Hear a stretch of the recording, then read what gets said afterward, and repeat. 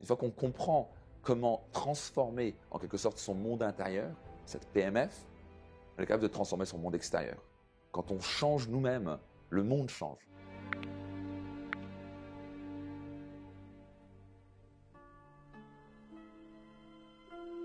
Le plus grand cadeau qu'on peut se faire réellement, c'est de découvrir sa raison d'être, trouver son chemin. Donc je viens dire que les 2 jours les plus importants de sa vie, c'est le jour de notre naissance et le jour où on découvre notre raison d'être. Parce que ça change notre vie, parce qu'on prend conscience de ce qui était essentiel. Donc comment on fait ça? Donc j'ai une question souvent que je pose dans un séminaire. C'est qu'est-ce que je vais laisser derrière moi une fois que je vais quitter cette terre? Qu'est-ce que je vais laisser derrière moi une fois que je vais quitter cette terre? Et là, immédiatement, on se reconnecte à ce qui est essentiel, à l'être. À l'être. Qui sommes-nous? Qui ai-je envie de devenir? Donc, encore une fois, sur notre lit de mort, les gens ne vont pas se souvenir de nous parce qu'on avait une belle voiture, parce qu'on avait un beau diplôme, parce qu'on était docteur ou je ne sais pas trop quoi. Ils vont se souvenir de nous pour les moments magiques qu'on a vécu ensemble, pour ce qu'on a donné, pour les moments de partage qu'on a vécu, pour qui on était. Est-ce qu'on était quelqu'un de bon avec les autres? Est-ce qu'on était quelqu'un de juste? Est-ce qu'on était quelqu'un d'honnête? Est-ce qu'on était quelqu'un de sincère? Est-ce qu'on pouvait compter sur nous? Est-ce qu'on a laissé ce monde un petit peu meilleur que ce qu'il était quand on a quitté cette terre? Et ça, c'est très important, se dire, quel est le sens de ma vie? Quel est mon chemin? Quelle est ma raison d'être? Et ce que je recommande, une fois qu'on découvre ça, qui est vraiment, une fois que vous raisonnez avec ça, il y a de fortes chances que vous aurez des larmes, parce que ça va vous toucher profondément et vous dire, ouf, je suis né pour ça. Et souvent, on passe à côté de sa vie, parce qu'on ne connaît pas sa raison d'être. Parce qu'on a appris depuis tout petit, la vie c'est comme ça, fais des études, trouve un boulot, part 2 semaines en vacances par an, trouve une famille, fais 2 enfants, comme tout le monde. Au fond de notre cœur, il y a peu de gens qui sont comme ça. Donc, quelle est votre raison d'être? Quelle est la raison pour laquelle vous levez le matin? Qu'est-ce que vous voulez laisser derrière vous une fois que vous allez quitter cette terre? Ça, c'est des questions extrêmement importantes et profondes qui vont transformer votre vie. Et mon conseil suivant, c'est d'aligner toutes nos actions à notre raison d'être. Et c'est comme ça qu'on, littéralement, on commence à rayonner. Et la raison d'être, il y a une chose extrêmement importante, et ça j'ai fait avec des dizaines de milliers de personnes à travers mes séminaires. Il y a un dénominateur commun de tout le monde. Quand on écoute vraiment son cœur, notre raison d'être va nous dire « tu es né pour contribuer d'une manière ou d'une autre ». Alors pour certains, c'est nettoyer l'eau des océans. Certains, c'est, comme moi, devenir coach et expert en stratégie de la réussite. C'est accompagner les gens à devenir la meilleure version d'eux-mêmes. Pour certains, c'est peindre et faire pleurer les gens devant leur peinture de joie. Pour certains, c'est être restaurateur et passer des bons moments et offrir une nourriture absolument délicieuse. Et si on devient juste restaurateur parce qu'il y a de l'argent à faire, il y a de fortes chances qu'on ne soit pas très heureux et épanoui. Mais si on fait parce qu'on est juste animé, parce qu'on veut le faire, on sent qu'on est fait pour ça, que nos talents, on doit les exploiter et on sent qu'on veut contribuer avec cela, c'est là où on reçoit vraiment une profonde joie qui est indescriptible, qui remplace tout l'argent du monde. Parce qu'on se sent simplement bien dans sa peau, on se sent en alignement avec qui on est. Je dirais toujours c'est la case départ. Avant de se dire qu'est-ce que je veux faire, c'est d'abord qui ai-je envie de devenir? Qui suis-je? Quel va être mon sens dans la vie? En quoi je vais envie de contribuer dans ce monde? En quoi j'ai envie d'impacter, laisser des traces dans ce monde? Pourquoi suis-je né? Donc ce sont des questions qu'il faut absolument se poser. Et une fois qu'on trouve les réponses à ces questions, notre vie se transforme totalement.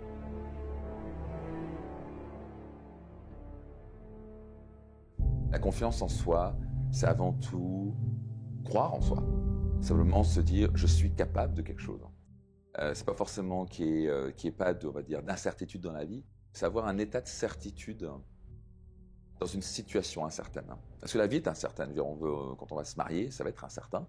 On ne sait pas ce qui va se passer. Quand on va avoir des enfants, c'est absolument incertain. Quand on lance un business, on ne peut pas absolument savoir ce qui va se passer d'avance. Donc il y a constamment des incertitudes. le plus haut le niveau de confiance qu'on a en soi, le plus on est capable d'accomplir des choses. Parce qu'à la fin, la définition pour créer une vie extraordinaire, c'est de sortir sa zone de confort. Donc j'aime bien dire que notre qualité de vie est directement proportionnelle à la quantité d'inconfort et d'incertitude avec laquelle on peut vivre. Et la majorité des gens, je trouve, n'ont pas forcément la vie qu'ils veulent et ne sont pas très heureux parce que tout simplement, ils se focalisent sur qu'est-ce qui est confortable, qu'est-ce qui est sécurisant. Alors qu'on est né pour croître. On est vraiment né pour croître. Ce qui nous rend heureux, c'est non seulement avoir suffisamment de gratitude, mais c'est aussi avoir un autre équilibre qui s'appelle la croissance, croître. Et pour cela, il faut être capable de sortir de sa zone de confort. Donc j'aime bien dire que tout ce qu'on veut se situe en dehors de notre zone de confort. Sinon, on l'aurait déjà. Si on n'a pas cette confiance en soi, de dire, c'est quoi, je suis dans une situation incertaine, mais j'ai foi en moi, j'ai confiance en moi, et j'ai confiance en l'univers, ce que vous voulez me dire, que je vais trouver un moyen d'y arriver. On est capable de grandes choses. Et donc, pour moi, toute ma vie, j'ai pas eu une confiance en moi parce que on m'a raconté à longueur de journée, on m'a dit toute ma vie que j'étais pas capable de ceci, j'étais pas capable de cela, que j'avais aucune capacité, aucun talent, aucune qualité. Et donc, forcément, on commence à croire ce qu'on raconte, alors que c'est totalement faux. Ce monologue qu'on entretient à se dire on n'est pas assez intelligent, on n'y arrivera pas, c'est juste un mensonge. La réalité, c'est qu'on est capable absolument de réaliser tout ce qu'on désire, à condition de commencer à se raconter une nouvelle histoire, la vérité. Parce que réellement, notre potentiel est absolument extraordinaire, absolument illimité, si on comprend comment accéder à son plein potentiel. Par exemple, une des choses pour améliorer son niveau de confiance en soi, c'est avant tout, par exemple, changer sa physiologie. Ce que j'ai appris quand notre corps et notre esprit sont liés. Donc, par exemple, la méthode Coué, qui est quelque chose de très bien, mais il manque un élément principal. C'est la raison pour laquelle beaucoup de gens disent la méthode Coué, ça marche pas. Certains disent ça marche parce qu'il manque la physiologie. Si je me raconte à longueur de journée, je me dis j'ai confiance en moi, et je regarde vers le bas et j'ai les épaules vers le bas d'un perdant, j'envoie un message à mon cerveau qui est non, j'ai pas confiance en moi. Parce que ma physiologie est plus puissante, mon corps est plus puissant que mes mots. Donc, si je me relève comme ça, et je me mets dans une position de confiance, et je me dis, j'ai pas confiance en moi, ça envoie quoi plutôt? Ça envoie plutôt, j'ai confiance en moi. Donc à la fin, si je lève comme ça, les bras vers le ciel, et je dis, j'ai pas confiance en moi, je suis un perdant. Et les gens ils disent, non, t'es un gagnant, c'est ce que j'envoie. Donc notre physiologie est extrêmement importante. Les mots qu'on utilise, le monologue qu'on a, c'est plus de 300 mots par minute qui tournent dans notre tête. C'est très important de les changer. Il faut arriver à les modifier. Et aussi notre focus. Où sont nos images? Sur quoi on se focalise? Si on change ce que j'appelle la PMF, sa physiologie, son monologue ou son focus, on va changer son état émotionnel. Et pour avoir plus confiance en soi, ça commence par changer sa posture, changer sa physiologie, commencer à regarder droit devant soi, arrêter de regarder vers le bas, commencer à sourire, commencer à mettre les épaules en arrière, commencer à se dire je suis capable, je ne sais pas comment je vais y arriver, mais je vais trouver un moyen. Je ne sais pas comment je vais y arriver, mais je vais y arriver. Cette phrase, elle m'a probablement rapporté des millions en affaires, elle m'a permis d'accomplir des choses assez extraordinaires dans ma vie que je pensais absolument impossibles, parce que j'ai commencé à me répéter à longueur de journée que j'étais capable, même dans une situation incertaine. On a tous besoin d'avoir cette certitude à l'intérieur de soi, ce niveau de confiance en soi. Sinon, on ne réalise rien dans notre vie. On ne va pas accomplir nos rêves. On va constamment avoir peur de ce que les gens disent. On va constamment avoir peur du jugement. Donc, c'est absolument essentiel de faire ce travail personnel et d'aller modifier, jusqu'à en créer une nouvelle habitude, cette PMF. Sa physiologie, son monologue, son focus, commencer à changer son état émotionnel. Et une fois qu'on, en quelque sorte, conditionne cette nouvelle PMF, c'est ce que je fais au passage dans mes séminaires, on va conditionner ça, on va répéter ça encore et encore jusqu'à ce que ça devienne automatique. Jusqu'à ce que ce soit totalement intégré et maîtrisé. Et c'est ce qui va faire que d'un coup, les gens marchent autrement, pensent autrement, agissent. Pourquoi on est capable d'agir? Parce qu'on a cette confiance-là. Donc à la fin, ce qui est merveilleux, c'est que c'est dans notre contrôle. Beaucoup de gens pensent que c'est une question de chance, la réussite, ou être heureux, ou attirer une femme ou un homme extraordinaire. Ça n'a rien à voir avec ça. Gagner plus de revenus, progresser dans sa carrière, perdre du poids, tous ces trucs-là, ça vient avant tout de son état émotionnel, de son niveau de confiance en soi, et on est absolument en contrôle de ça. Une fois qu'on comprend comment transformer en quelque sorte son monde intérieur, cette PMF, elle est capable de transformer son monde extérieur. Quand on change nous-mêmes, le monde change. Donc si j'ai compris une chose il y a quelques années, alors que je ramais dans tous les domaines de ma vie, que ce soit financièrement, que ce soit dans ma carrière, que ce soit au niveau de ma confiance en moi, c'était si je veux changer les choses, je dois changer. Et il y a 3 choses qu'on peut changer, nos pensées, nos émotions et nos actions. Et une fois qu'on change une de ces 3 choses, ou les 3 choses idéalement, les résultats changent. Donc si on veut avoir en quelque sorte de meilleure destinée, de meilleurs résultats, on doit changer ses pensées, ses émotions et ses actions. Alors nos peurs, ces fameuses peurs qui nous empêchent de réaliser nos rêves, en fait, j'aimerais dire que les peurs ne sont aucun problème. Réellement, les peurs, c'est pas le problème. Le problème, c'est se laisser paralyser par la peur. J'aime souvent dire que si par exemple vous avez un lion qui débarque dans votre chambre maintenant, j'espère que vous aurez peur. Et surtout, j'espère que vous n'allez pas être paralysé par la peur. Et vous allez sortir le plus vite possible. Parce que si vous avez un lion enragé qui n'a pas mangé depuis 3 semaines, et que vous restiez paralysé en disant « Oh mon Dieu, il y a un lion », et vous ne bougez pas, vous allez vous faire bouffer et mourir. Ce qui serait un petit peu dommage, pas vrai? La peur n'est pas un problème. La peur, au fond, c'est un mécanisme de défense. C'est notre système reptilien.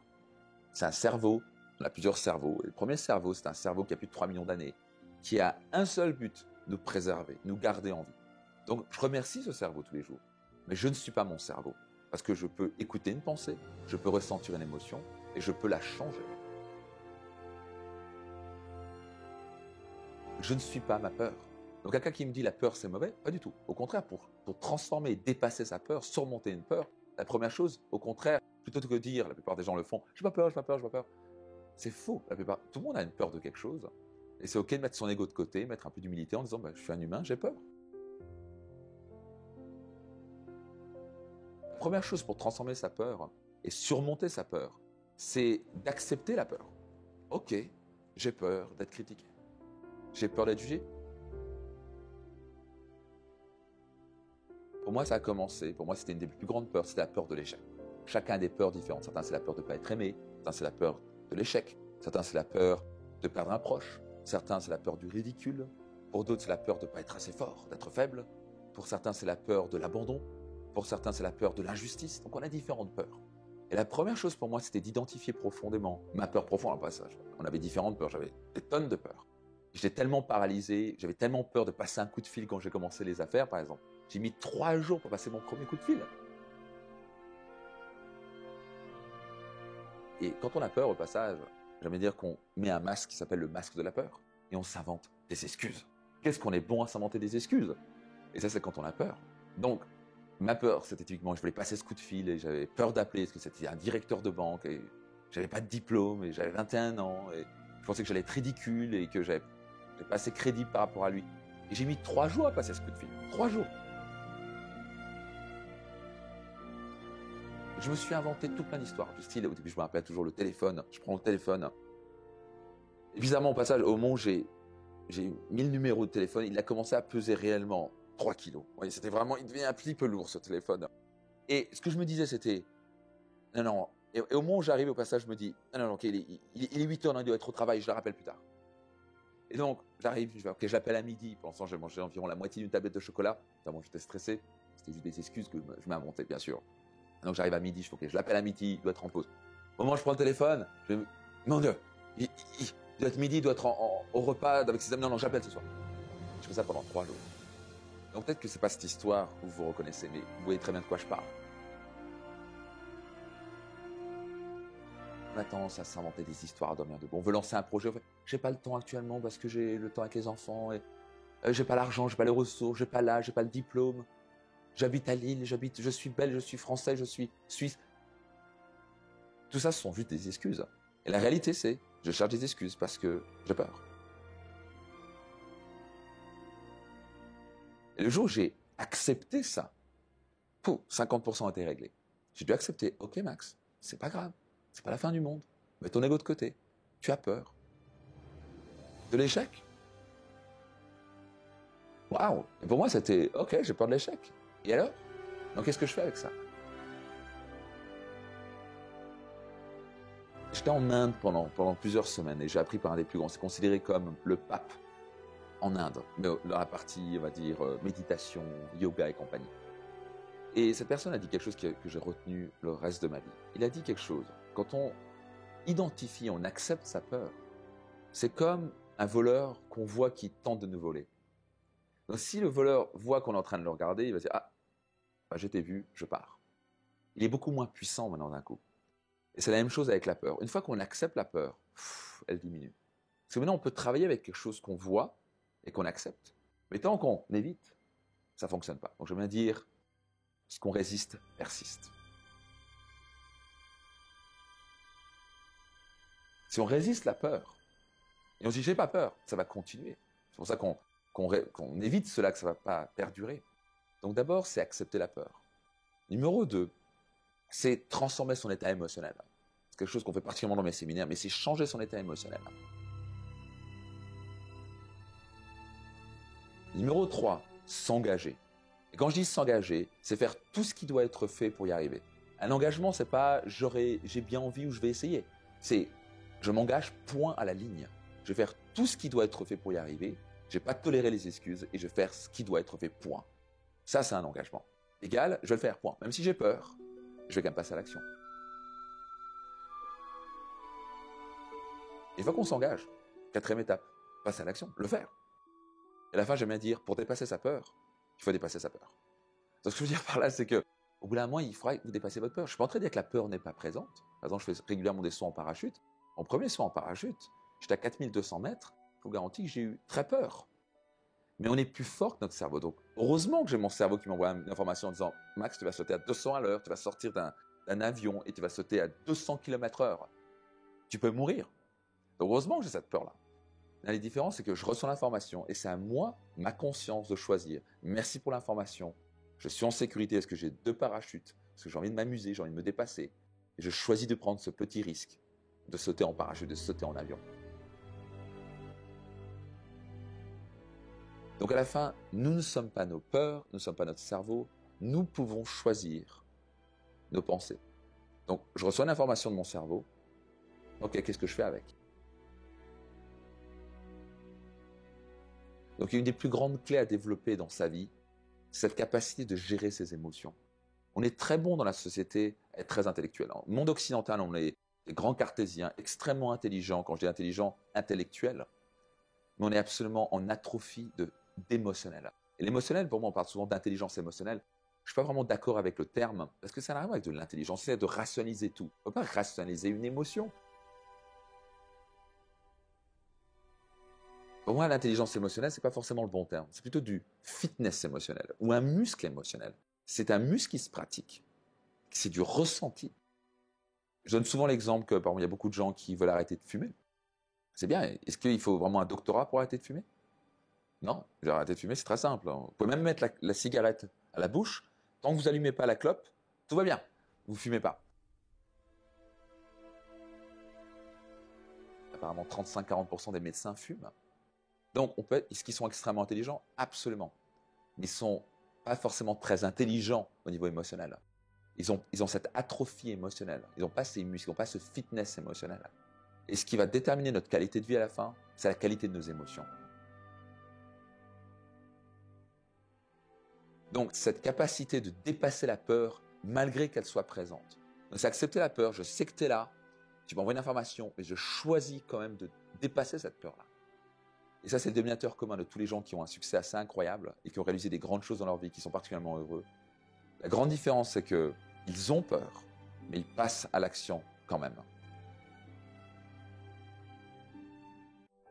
Alors la gratitude, c'est quelque chose que j'ai trouvé vraiment bizarre et un peu houhou. Et c'était pour les femmes et ce genre de choses. Mais c'était un petit peu ridicule. Je critiquais ça beaucoup au début, il y a quelques années. Je me suis dit, oui, ça j'étais très concret, pratico-pratique. J'avais réussi dans plusieurs domaines de ma vie. Mais au fond, sans sincère, je n'étais pas forcément profondément heureux.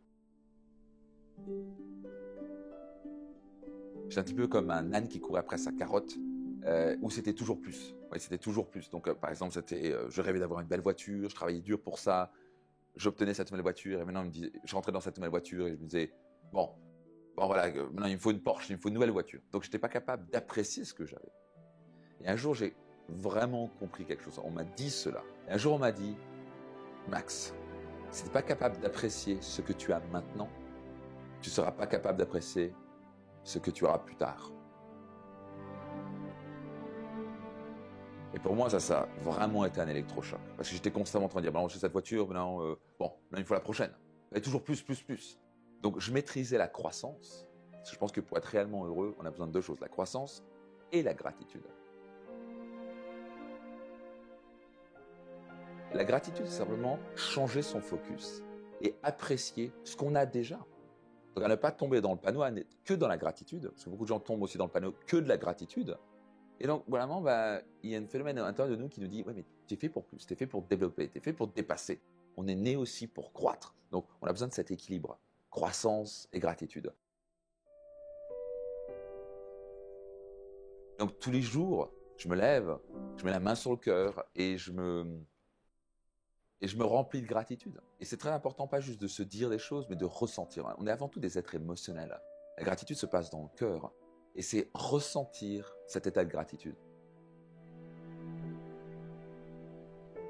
Donc je me dis merci pour la femme qui est dans ma vie, pour simplement être en vie. Je remercie mes parents de m'avoir mis au monde. Quelle chance d'être mis au monde, d'être parmi le seul spermatozoïde parmi des milliards qui a pu gagner la course de l'ovule de ma mère, qui m'a permis de vivre, d'expérimenter la vie. Moi, je suis le troisième de 4 enfants, et ils auraient pu s'arrêter à 2. Donc je me dis tous les jours, mais quelle chance d'avoir vécu, même si j'ai vécu des choses extrêmement difficiles dans ma vie, que ce soit mon père qui me frappait, qui m'avait humilié, qui m'insultait, ou c'était très difficile financièrement dans la famille, mais à la fin, ils m'ont mis au monde.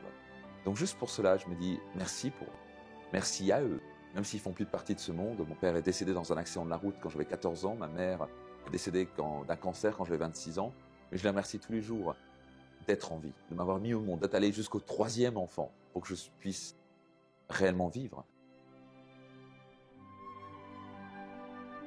Et donc c'est très important parce que c'est ce qui nous permet de se sentir bien. En fait, on élève notre état émotionnel. On se sent bien, on se remplit, on se donne de l'amour en quelque sorte. Et quand on se remplit d'amour, on est capable de le redonner. Et souvent, ce qui se passe, pourquoi on se met en colère, pourquoi on stresse, pourquoi on critique, pourquoi on juge tout ce qui bouge? Parce qu'on est en manque d'amour. Et donc, j'aime dire que les autres sont juste un miroir de nous-mêmes.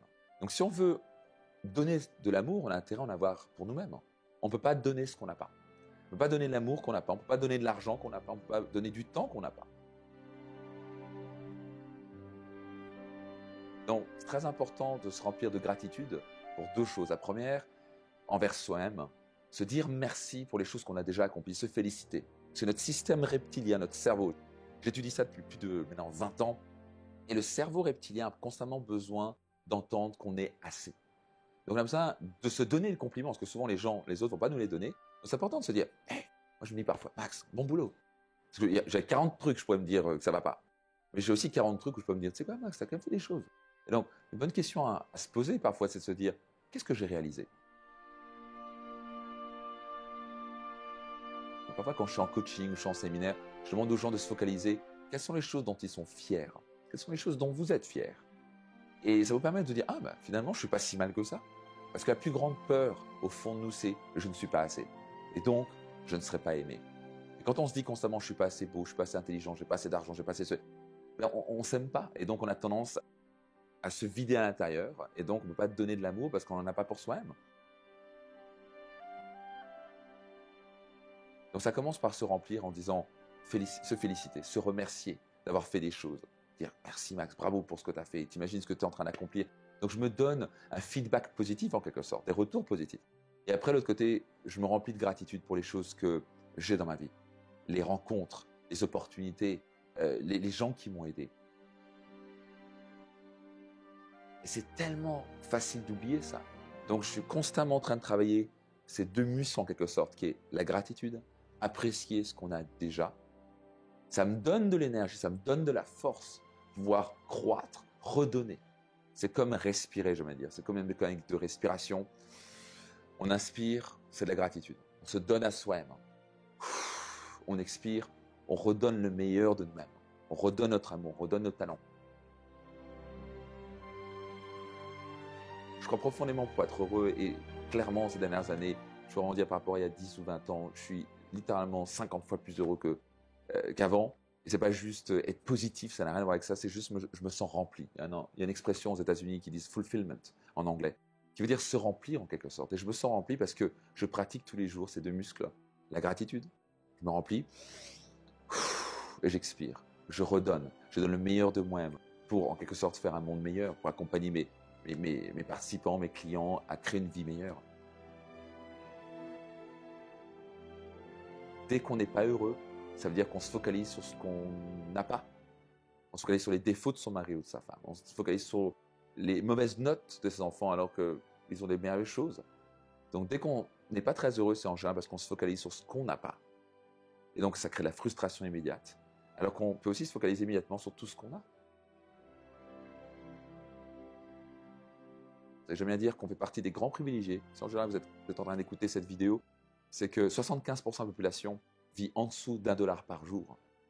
Et quand on réfléchit à ça, si en général vous avez un ordinateur, vous pouvez regarder, ou un téléphone, vous pouvez regarder cette vidéo, ça veut dire que vous faites partie des grands privilégiés de ce monde. On fait partie de ces grands privilégiés de ce monde. Et à mon sens, on n'a pas le droit de se plaindre et de se dire « Oh mon Dieu, j'ai cassé mon téléphone ou j'ai cassé un ongle. » C'est pas grave. C'est vraiment pas grave. Il y a bien pire que ça. Donc apprécier ce qu'on a déjà, apprécier son corps, apprécier le fait d'avoir un cœur qui va apprécier un cerveau qu'on ne comprend même pas, mais qui nous sert tous les jours. Apprécier être capable d'écouter une musique ou un coucher de soleil.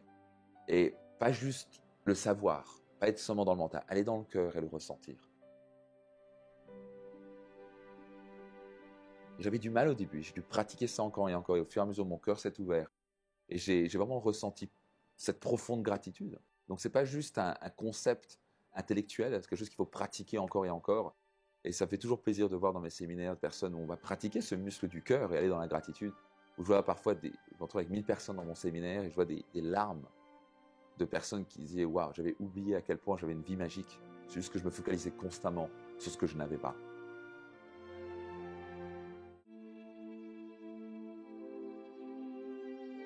Chercher à être inspirant n'est pas forcément la bonne manière d'être inspirant. Quand quelqu'un cherche à être inspirant en général, c'est pour son besoin d'importance. Ce qui était au passage mon cas il y a quelques années.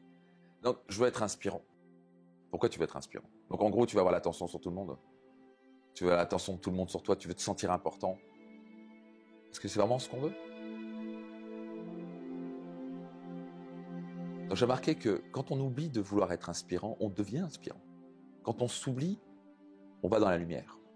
C'est un concept que j'ai vraiment découvert en Chine. Et c'était Lao Tse qui disait cela. Quand on disparaît, on arrive dans la lumière. Égal quand on s'oublie un petit peu dans sa mission, dans sa raison d'être. Et on va contribuer. Et on va chercher tout simplement à aider les gens autour de nous. Donner le meilleur de nous-mêmes. Offrir la meilleure nourriture possible. Offrir la plus belle peinture qui soit... accompagner les gens, faire ce qu'on peut pour faire un petit peu ce monde un petit peu meilleur. On s'oublie dans sa mission, on devient inspirant. C'est pas en cherchant d'être inspirant qu'on va le devenir.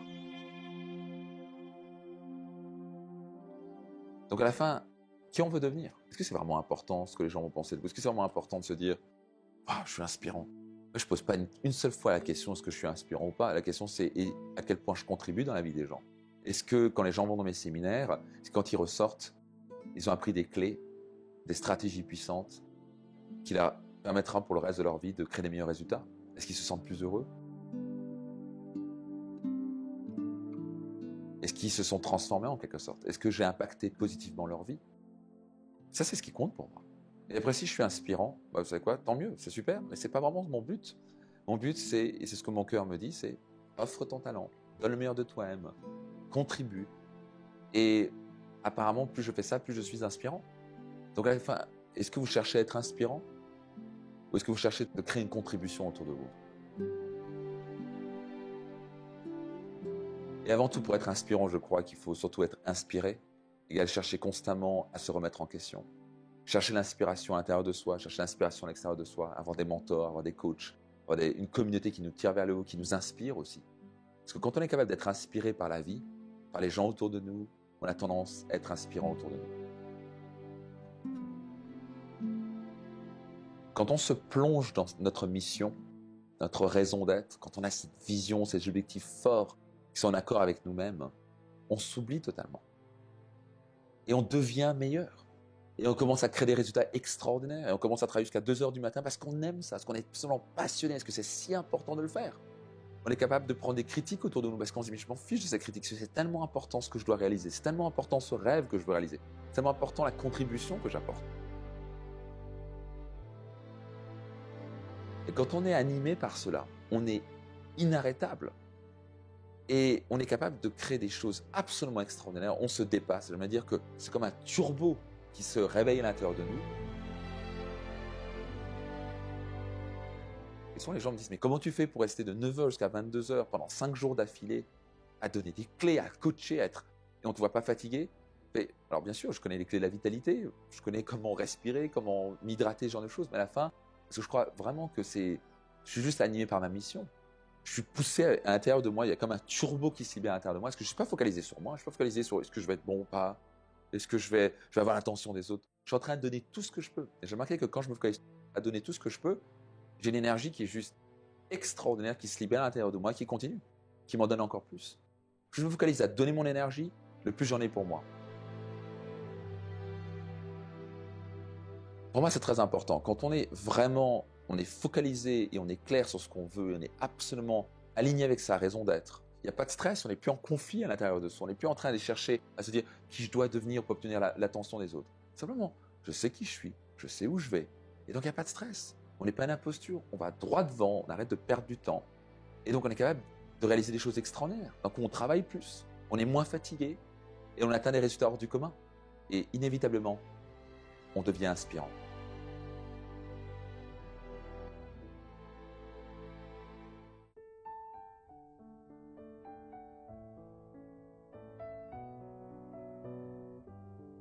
Alors avant tout, c'est comprendre les conséquences du stress. Parce qu'il faut, pour vraiment se dire, je vais vaincre le stress, je vais être capable d'être extrêmement motivé en quelque sorte d'aller le vaincre, ce stress. D'après certaines statistiques que j'ai entendues, plus de 90% des maladies sont liées au stress. Et que 90% des gens qui vont chez le médecin sont en général liés au stress. Parce que quand on est stressé, on descend notre système immunitaire, on abîme nos relations, le système cardiovasculaire est impacté. Bref, la maladie du XXIe siècle est haut la main le stress. Donc, à la fin, c'est bien de vouloir prendre des médicaments, il n'y a rien de mal par rapport à ça. Le problème, c'est que la source du problème est dans 90% du cas, le stress. Et le stress, c'est quoi? C'est une incapacité à gérer ses émotions. Ce n'est pas avoir le fitness émotionnel assez fort pour gérer le stress extérieur. Et il est clair qu'on est dans un monde où il y a de plus en plus de stress extérieur. Il y a une différence entre un stress intérieur ou un stress extérieur. Quelqu'un qui va vivre une vie spectaculaire, à mon sens, c'est quelqu'un qui a appris. C'est quelqu'un qui a appris à, malgré le stress extérieur, à rester zen, calme et serein à l'intérieur. Donc, je donne souvent l'exemple de quelqu'un peut vous insulter dans la rue. C'est un stress extérieur, c'est un stimuli extérieur négatif. Mais on peut choisir la réponse. On ne peut pas choisir ce qui nous arrive, mais on peut choisir la réponse par rapport à ce qui nous arrive. Si quelqu'un m'insulte dans la rue, j'ai plusieurs choix. Je peux l'insulter en retour, je peux lui mettre un poing dans sa figure. Est-ce que ça va arranger les choses? Sûrement pas. On va tous les deux sûrement se retrouver au commissariat et on aura tous perdu du temps et on se sera fait du mal tous les deux. Soit je peux arriver en me disant, mais apparemment, vous vous trompez parce que moi, je ne me sens pas concerné. Ou je peux simplement lui donner un hug. Ou je peux sourire. Ou simplement, je peux ignorer. J'ai multiples choix devant moi. Et ce qu'on a tendance à oublier, c'est qu'à l'instant T, on a toujours des milliers de choix. Des millions de choix. Des choix infinis. Ce qui nous arrive, c'est juste ce qui nous arrive. Et au passage, j'aime dire que la douleur est obligatoire, mais que la souffrance est optionnelle. Avant tout, c'est comprendre les conséquences du stress. Comprendre que si on est stressé, on va abîmer nos relations méchamment. Parce que quand on est stressé, on a tendance à se mettre en colère, à attaquer les gens, à rabaisser les autres. J'aime dire ne jamais prendre une décision majeure quand on est stressé, parce qu'on va faire une erreur, parce qu'on n'est pas dans nos ressources maximales. On voit les choses assez négativement et assez noires. Donc, comment on vainc le stress? C'est une pratique quotidienne. Donc, il y a plusieurs méthodes. Et je ne vais pas dire qu'il n'y en a qu'une, j'utilise plein de différentes méthodes. Première chose, par exemple, ça peut être méditer. Méditer, c'est une explosion depuis quelques années, comme vous le savez très très bien. C'est tout simplement pour apprendre à se détacher de ses émotions. Être présent avec soi-même, être dans l'instant présent. Et simplement d'écouter, de regarder, simplement d'apprécier tout ce qu'il y a autour de soi, sans jugement. C'est prendre conscience de ce qui est autour de nous, sans le juger. Par exemple, parfois, je vais juste fermer les yeux et je vais écouter tous les sons autour de moi pendant 4-5 minutes. Et je me connecte à l'instant présent. Bien sûr, l'esprit a tendance à partir, donc c'est comme un nuage qui passe, je le ramène dans l'instant présent. Je respire, très important de respirer aussi. On peut diminuer littéralement par 5 son niveau de stress, juste à apprendre à respirer. Dans un état de stress, on est bloqué. Donc, première chose à faire, c'est une bonne respiration ventrale. Juste avec une profonde inspiration, le stress diminue immédiatement. Maintenant, on vient d'oxygéner notre cerveau, on a changé notre état émotionnel, on a changé notre physiologie. Maintenant, on est dans un meilleur état pour prendre une décision. Et au passage, immédiatement, on se sent beaucoup mieux. J'aime bien dire qu'il faut faire une pratique. Ça peut faire du sport au passage, ça évacue le stress, parce qu'on respire. Ça peut simplement rire. Il y a plein de manières d'évacuer le stress, de vaincre le stress. On veut pratiquer encore et encore jusqu'à ce que ça devienne automatique. Parce que c'est bien de rire, c'est facile de rire dans les moments faciles à rire. Par contre, c'est un peu plus difficile quand il y a quelque chose un peu plus négatif qui nous arrive de rester calme et serein. Et de se détacher de cette émotion en disant ce qui m'arrive là, c'est ce qui m'arrive là. Et je vais choisir tout de même de rester calme et serein et de mettre un petit sourire. Est-ce qu'on va être parfois encore en colère? Absolument. Est-ce que parfois on va être frustré? Oui. Ce n'est pas le fait d'être frustré, d'être en colère qui pose le problème. C'est de rester frustré, de rester en colère longtemps. Par exemple, une colère vraiment longue de 10, 15, 20 minutes, ça peut mettre jusqu'à 72 heures à notre corps pour récupérer ce stress. Ce qui est vraiment, ça donne une toxicité extraordinaire au corps qu'on va absolument éviter. Maintenant, j'apprends à la couper en vol. Est-ce que ça m'arrive parfois de piquer une colère? Oui, mais j'en pique littéralement 30 fois moins qu'avant. Parce que j'ai appris à prendre conscience de cette émotion qui monte et dire stop, ça n'en vaut pas le coup. Ça n'en vaut pas le coup de stresser parce que le stress, je vais faire des mauvais choix, ça va me coûter financièrement, ça va me coûter au niveau de ma santé avant tout. Ma santé est tellement importante, je crois que votre santé aussi est importante. Donc juste pour ça, un jour je me suis juste engagé en disant, et ça commence par s'engager à dire, je vais vaincre ce stress, je vais faire tout ce qui doit être fait. Aussi, il faut méditer, marcher, faire de la musique, ou crier, faire du tai chi, ou faire du yoga, ou rire, ou je ne sais pas ce que ça va faire, ou simplement faire de la respiration ventrale tous les jours, mais avoir une pratique quotidienne qui vous permettra, dans un moment de stress extérieur, de rester calme et zen et serein à l'intérieur.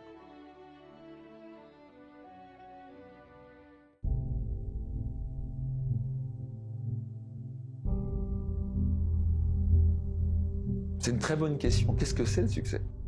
Pendant des années, je croyais que le succès, c'était avoir un superbe travail, être en haut de la pyramide, être un PDG ou avoir une grande entreprise, être milliardaire, et d'avoir une Ferrari, et puis d'avoir une femme et avoir 2 enfants dans une belle maison, et ça, c'est juste une définition que la société veut nous donner. Pour moi, réussir, c'est simplement vivre sa vie selon ses propres termes. Donc, quand j'ai créé mon entreprise Réussite Max, première chose que j'ai définie, c'est chacun sa définition de la réussite.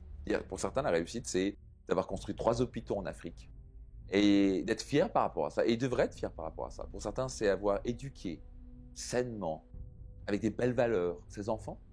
Et ça, c'est une réussite extraordinaire. C'est une entreprise totale. Et souvent, les femmes, parfois, on n'a pas tendance à valoriser ça, alors que parfois, c'est beaucoup plus difficile que même monter une entreprise. Par contre, dans la société, on va applaudir les gens qui ont l'argent ou les critiquer au passage. Mais on ne va pas arriver et féliciter grandement une mère de famille qui a élevé 2 ou 3 enfants, qui a fait des sacrifices énormes, qui s'est levée à 3 heures du matin pour changer les couches culottes. Pour moi, c'est une réussite extraordinaire. Puisqu'on a tendance à définir une réussite d'une certaine manière, c'est-à-dire avoir un certain niveau de revenu, avoir une certaine carrière, etc., donc on passe notre temps à se dire « je ne suis pas assez ». Ce qui est absolument ridicule. Donc à la fin, être libre et avoir la réussite qu'on veut, c'est avant tout définir clairement qu'est-ce que je veux, quelle est ma définition de la réussite. Et le jour où je me suis détaché de cette image de la société, d'avoir le corps parfait, d'avoir l'argent parfait, d'avoir la réussite définie par la société, j'ai commencé à me dire, mais Max, qu'est-ce que toi tu veux réellement? Qu'est-ce que toi tu veux? Quelle est pour toi la réussite? Parce qu'à la fin, tu vas te retrouver sur ton lit de mort un jour ou l'autre, on va tous passer par la même chose, on va se retrouver sur un lit de mort et on va se dire, est-ce que j'ai vécu avec des regrets ou est-ce que j'ai vécu la vie la plus extraordinaire qui soit? Est-ce que j'ai réalisé ma destinée? Est-ce que j'ai suivi mon cœur? Est-ce que je définis que j'ai une vie extraordinaire? Ou est-ce que j'ai passé mon temps à essayer de caler une sorte de mode, une sorte de modèle de la société? Et la pire des choses, c'est de ne pas être soi. Quand on cherche constamment à être quelqu'un d'autre, on souffre. Parce qu'on n'est pas nous-mêmes, on est une imposture à l'intérieur de soi. Donc, je peux vraiment inviter chacun d'entre vous, c'est vraiment de commencer à être authentique. Par exemple, dans la Rome antique, Jules César avait tellement d'argent et il construisait tout ce qu'il pouvait en termes de statues pour les grands monuments de Rome. Et donc, il y avait un moyen de gagner très très bien sa vie à être un très bon sculpteur. Et donc, les sculpteurs un petit peu s'inventaient très rapidement. Et ce qui s'est développé très rapidement, ils n'étaient pas si bons que ça, certains sculpteurs. Et donc, parfois, ils faisaient une faute. Et on voyait une marque. Et pour cacher cela, ils mettaient un peu de cire dessus. Et ils vendaient cela. Et les gens disaient, elle est parfaite, la statue, j'achète. Le problème, c'est que quand ils la mettaient au soleil, la cire fondait. Donc, ce qui s'est passé par la suite, c'est qu'on a mis le sigle sine cera, qui veut dire en latin sans cire. Et un peu dans notre vie, c'est peut-être le moment d'être sine cera, d'être sans cire. D'essayer juste d'enlever ce masque, les masques. Et commencer à dire, c'est quoi, je m'en fiche de ce que les gens pensent de moi. Je sais que toute la société veut me faire dire, me faire avaler qu'il faut être ceci, qu'il faut être cela, que c'est bien d'avoir un diplôme et d'avoir... Mais à la fin, qu'est-ce que je veux? Je connais des amis, par exemple, qui voyagent à travers le monde et qui prennent des photos et qui ne gagnent pas très bien leur vie, mais ils arrivent à s'inviter parce qu'ils prennent des photos pour des grands magazines, dans des hôtels. Ils ne gagnent pas grand-chose, mais ils ont une vie extraordinaire par rapport à eux. Moi, au bout de 2 semaines, 3 semaines, ça commencerait à m'embêter parce que je ne suis pas attiré par ça.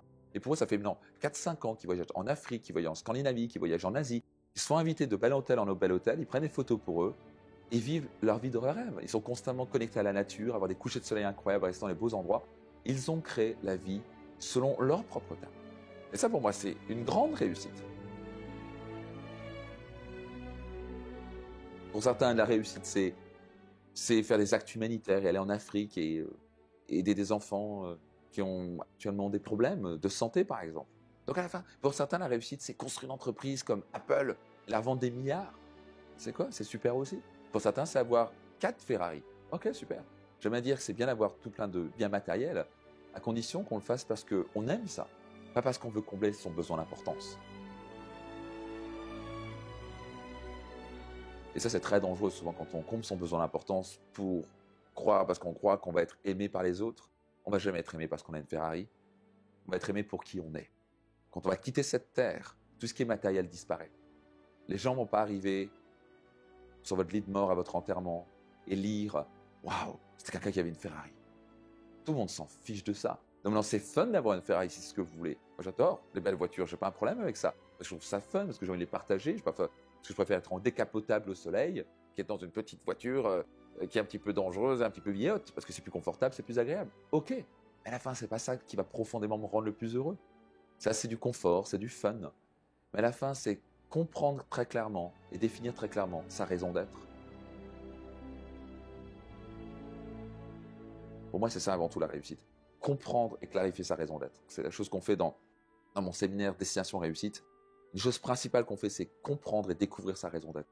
Quelle est la raison pour laquelle je me lève le matin? Pourquoi je me lève? Qu'est-ce que je vais laisser derrière moi une fois que je vais quitter cette terre? Une fois qu'on est clair là-dessus, on change complètement sa vie. C'est d'un coup, on se dit, waouh, c'est ça qui est essentiel. Au lieu de passer sa vie à courir après je sais pas trop quoi, pour impressionner les autres ou pour être supposé aimé par les autres ou avoir de l'attention, d'un coup on se recentre, on est aligné avec soi-même, avec son cœur, on se dit c'est ça qui compte pour moi. Et je m'en fiche de ce que les gens pensent de moi et je vais tout simplement créer la vie qui est en accord avec mes aspirations. Ça, c'est la réussite. Créer sa vie selon ses propres termes.